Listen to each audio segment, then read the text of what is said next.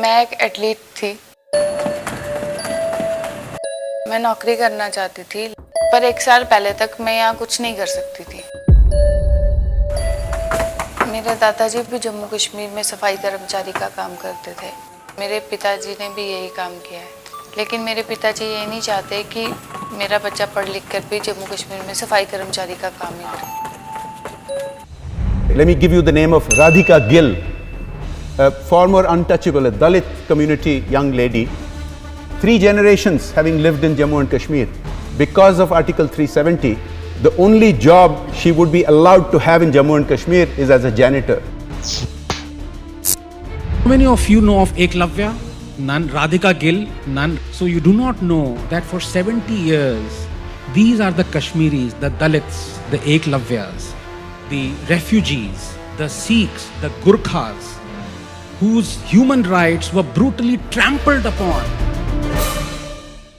मुझे एथलेटिक्स से बहुत प्यार था, लेकिन रिजेक्शन के बाद मैंने पढ़ाई भी छोड़ दी और खेलना भी छोड़ दिया।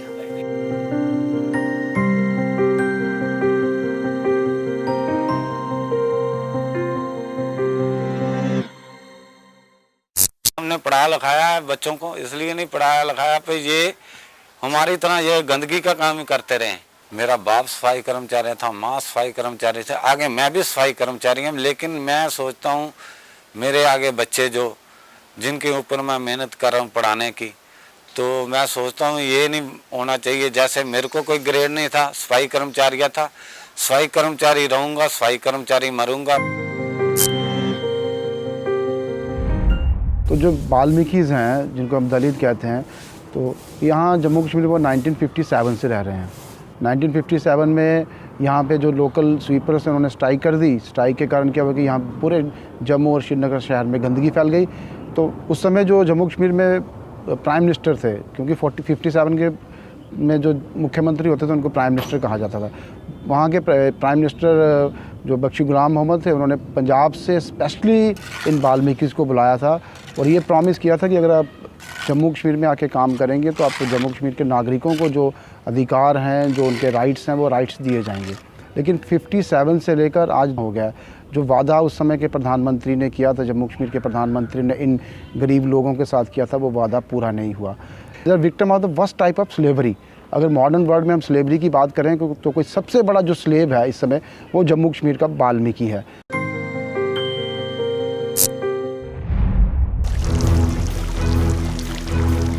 ये 370 महिला विरोधी भी है, दलित विरोधी भी है, आदिवासी विरोधी भी है और आतंकवाद की जड़ भी 370।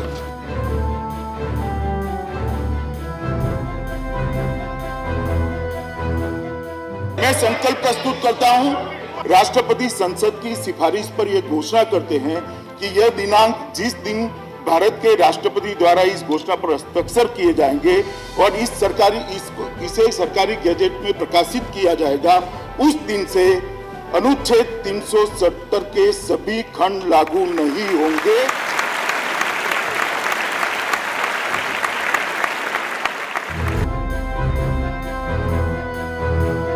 आज मुझे मेरा डोमिसाइल सर्टिफिकेट मिलने वाला है, जिसके बाद अब मैं जम्मू कश्मीर में जो चाहे वो कर सकती हूँ, क्योंकि मुझे मेरे सारे राइट्स मिल जाएंगे। जैसे प्रोफेशनल कोर्सेज थे वो हम नहीं कर सकते थे, उसका राइट मिलेगा। जो हमें यहाँ पे हमारे पास वोटिंग राइट्स नहीं थे वो हमें मिलेगा।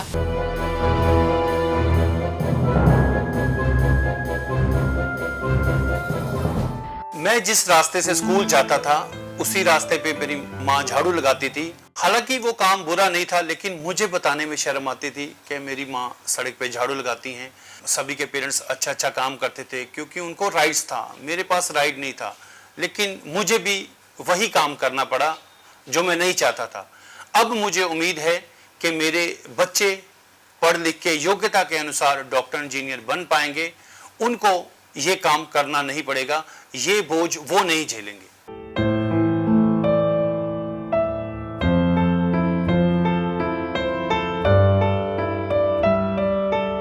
अभी कुछ दिनों से डोमिसाइल सर्टिफिकेट मिलना शुरू हो गए हैं, मुझे मिल गया है और मेरे हजारों की तादाद में जो समाज है मेरा, उसको भी मिल जाएगा।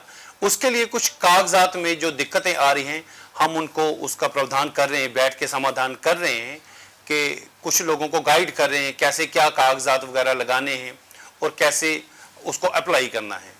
अब मेरे समाज को 62 वर्षों से जो सफाई काम का जो ठप्पा लगा था, एक जो मजबूरी चल रही थी कि उसको वही उसके लिए बाध्य किया जा रहा था, वो अब उसको नहीं करना पड़ेगा।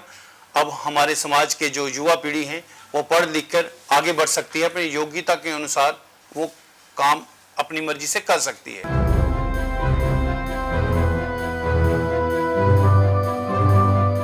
हमारी कम्युनिटी के तो यहाँ पे अधिकार छीने ही जाते थे, लेकिन जो यहाँ की आम लड़कियाँ हैं, अगर वो किसी बाहर के व्यक्ति, इस के राज्य के बाहर के व्यक्ति से किसी से शादी कर ले तो उनके बच्चों का भी हाल हमारे जैसा हो जाता था।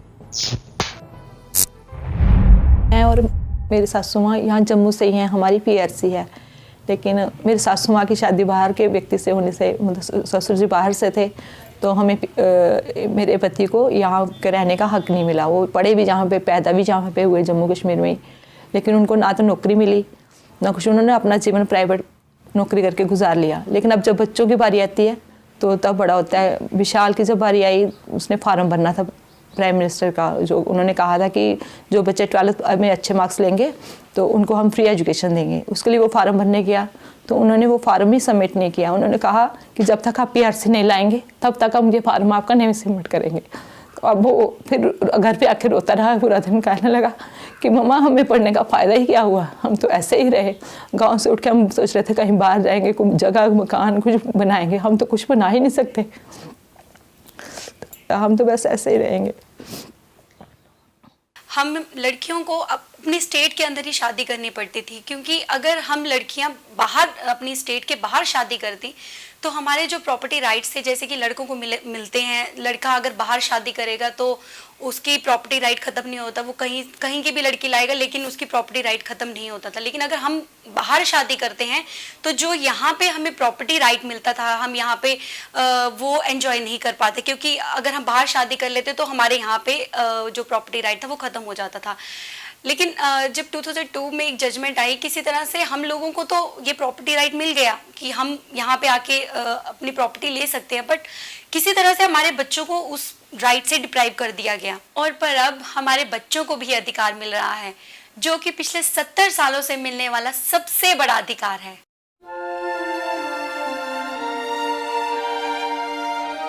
आज हमें डोमिसाइल मिलने वाला है, मेरे को और मेरे बच्चों को भी, लेकिन इसके लिए हमें बहुत लंबी लड़ाई करनी पड़ी। कि वो लड़ाई इतनी लंबी थी कि आज उसका थोड़ा लग रहा है कि समाधान हो गया। हमारे बच्चों को नौकरी मिल जाएगी, जहाँ पे कोई काम खोलना चाहते हो काम मिल जाएगा, कहीं ज़मीन खरीदना, मकान बनाना, हर काम अब वो कर सकते हैं। जैसे हमारे पड़ोस के बच्चे सब करते थे, मकान बना रहे हैं, कोई कुछ कर रहा है, खरीद रहा है, बिजनेस कर रहा है, लेकिन अब हमारे बच्चे वो सब कर सकेंगे।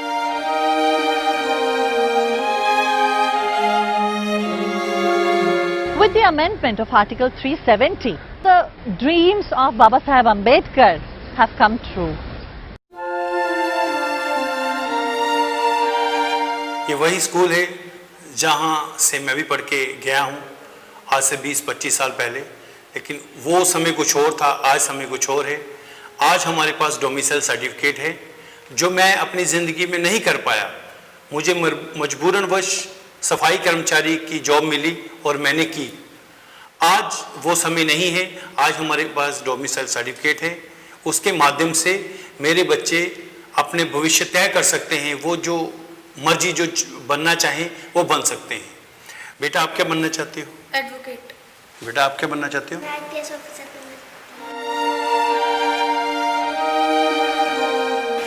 आज मुझे मेरा डोमिसाइल सर्टिफिकेट मिल गया है। इस सर्टिफिकेट से अब जो मैंने अपनी पढ़ाई आधे में छोड़ी थी, अब मैं दोबारा शुरू करूँगी। और हमने ये लड़ाई लड़ रहे थे, उस समय लोग कहते थे कि तुम लोग ये लड़ाई हार जाओगे, लेकिन मैं उनको ये कहना चाहती थी कि हम ये लड़ाई हार या जीतने के लिए नहीं लड़ रहे थे, हम ये लड़ाई इसलिए लड़ रहे थे कि हम भी लोगों को बता सकें हम भी हैं और हम भी जिंदा हैं।